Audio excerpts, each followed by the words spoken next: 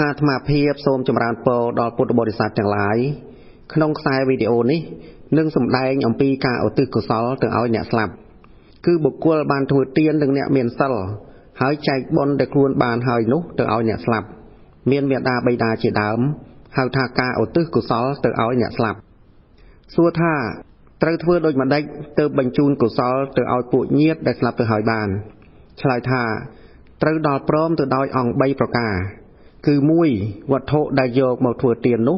บานมาดอยถั่วคือมันบานสำลับหรือมันบานลุยระบอกเกยโยกมาถวยเตียนตีลูกบานวัดโถเตียนได้ประกอบดอยถั่วหาย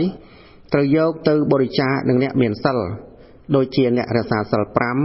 สัลปรัมใบจีดำปีมาจากดำเตียนตรึกอุติกุศลแต่เอาเนี่ยสลับดอยขลุ่นเองใบ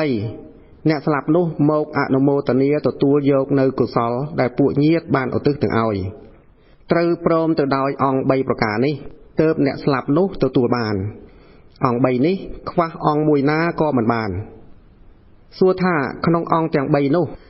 ตายืงหนึ่งเคยระเบียบไม่ขนมอ่องตีใบได้ท่าเนี่ยสลับนุโมกอนุโมตเนียตัวโยกในกุศลได้ปุเงียดบานอุติถึงเอาสลายท่าเจียกาพดวิสัยคือยืงมันอายเคยบานตีเลิกแรงแต่เนี่ยเมียนตบจากเขาคือในตบปนอกเติบเคยบานแต่ตัวเจียยังนาก็ได้ยืงตระทัวอองตีมุ้ยหนึ่งอองตีปีอ่อยบานปิงลิงสัวท่าเนี่ยสลับเตยกาเจียสัตว์เอาไว้เติบปุเยียดเอาตึกกุศลเตยอ่อยบานชลายท่าเนี่ยสลับเตยกาเจียประตัดโตปัจจีวิกเปรตมวยปุกวดปนอกเติบตัวกุศลได้ปุเยียดเอาตึกเตยอ่อยบานสัตว์ดอดใจกลายปีนี้คือแปรปรุมเทวดามนุษย์สัตว์เดรัจฉานนรกอสุรกายหนึ่งแปรกลายอัมพีประตัดโตปัจจีวิกแปรแต่งนี้มันอายตัวกุศลนุบานเตสัวท่าปุเงียดระบยืงสลับตัวกาเจียแปรจังออกขณีโดยชนหรือบานเจียกรุบขณีเอาแต่เมียนเงียดสลับก็เทือบนอุตุกุศลบรรจุนตัวเอาก่อนชลายท่ามันแมนโดยชนเตปุเงียดระบยืงอาจตัวกาเจียสัตว์ดอเตยบานแต่งออกสำรักตัวเลือกกั้มได้คล้วนบานเทือบานเงียดระบยืงบานเทือเตียนรักษาสัลหรือจำรานเพียวนี้กำละอนุก็หนึ่งน้อมตัวกาเจียแปรปรุมเทวดาหรือมนุษย์บางเงียดระบยืงเทือในอำเภอบาปกรรมนุก็น้อมตัวกาขนมหนรั้ว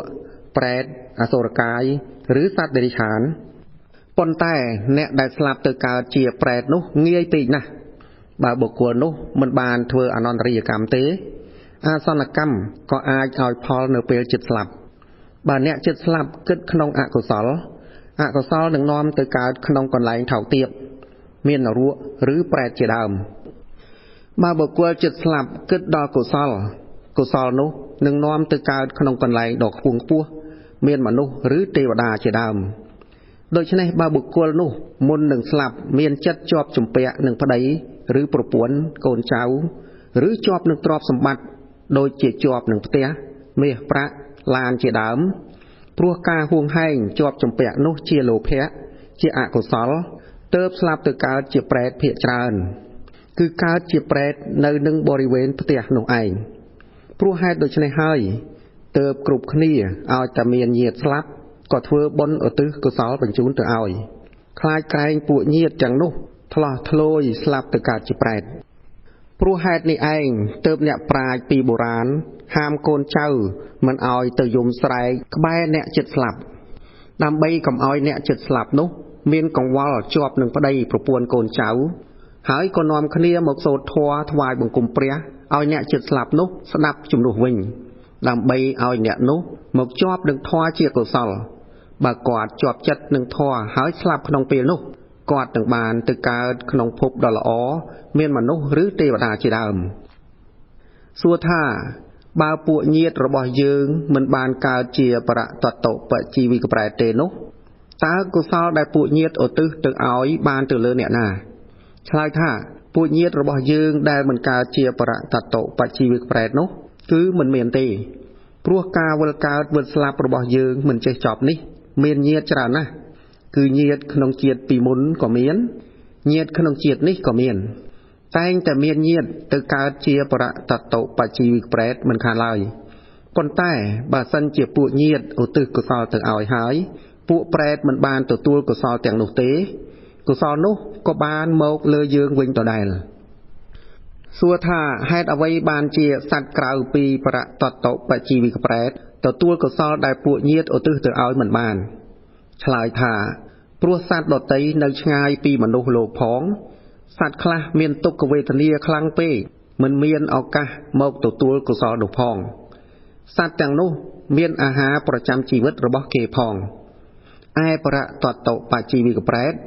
ជាសត្វឥតមានអាហារប្រចាំជីវិតទេហើយប្រេតនោះបានអាស្រ័យនៅក្នុងមនុស្សលោកនេះគឺនៅជិតយើងផងប្រេតនេះបើឥតមានញាតិឧទ្ទិសកុសលទៅឲ្យទេក៏អត់អាហារអត់សម្លៀកបំពាក់អត់ទីលំនៅរហូតទៅ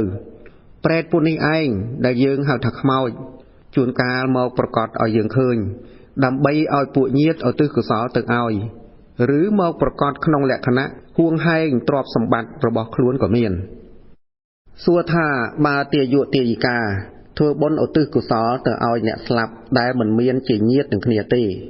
គ្រាន់តែជាអ្នកស្គាល់គ្នាឬជាមិត្តភក្តិនឹងគ្នាតើអ្នកស្លាប់អាចទទួលកុសលនោះបានដែរឬទេឆ្លើយថាអ្នកស្លាប់អាចទទួលកុសលនោះបាន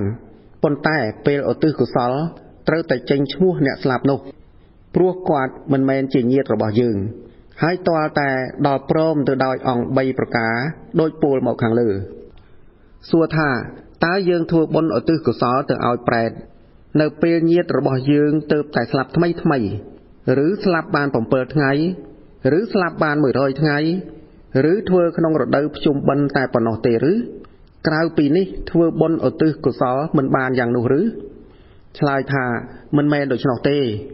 យើងធ្វើបុណ្យឧទ្ទិសកុសលទៅឲ្យនៅពេលណាក៏បានឥតមានកំណត់ថាថ្ងៃនេះឬថ្ងៃនោះទេសួរថាបើប្រេតនោះមិនបានទទួលកុសលដែលពួកញាតិឧទ្ទិសទៅឲ្យទេតើប្រេតនោះកើតយ៉ាងនោះរហូតទៅឬមានកំណត់ផុតអំពីប្រេតនោះដែរឬទេបើផុតពីប្រេតហើយតើមកកើតជាសត្វអ្វីឆ្លើយថាបើប្រេតនោះមិនបានទទួលកុសលដែលពួកញាតិឧទ្ទិសទៅឲ្យទេ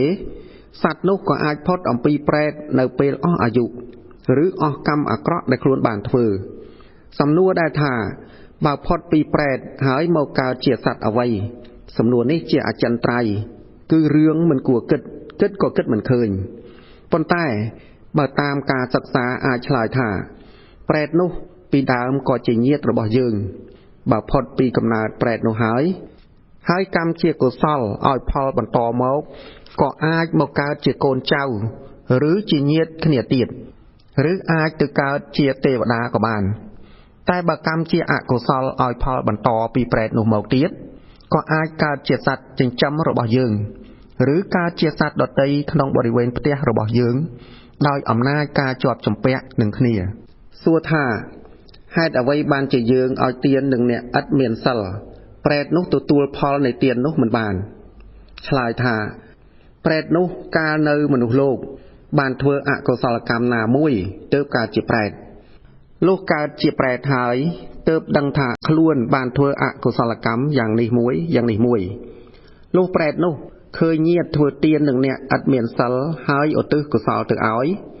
ប្រេតនោះមិនសប្បាយចិត្តនឹងការអនុមោទនាទទួលយកនៅកុសលនោះទេព្រោះបានគិតថា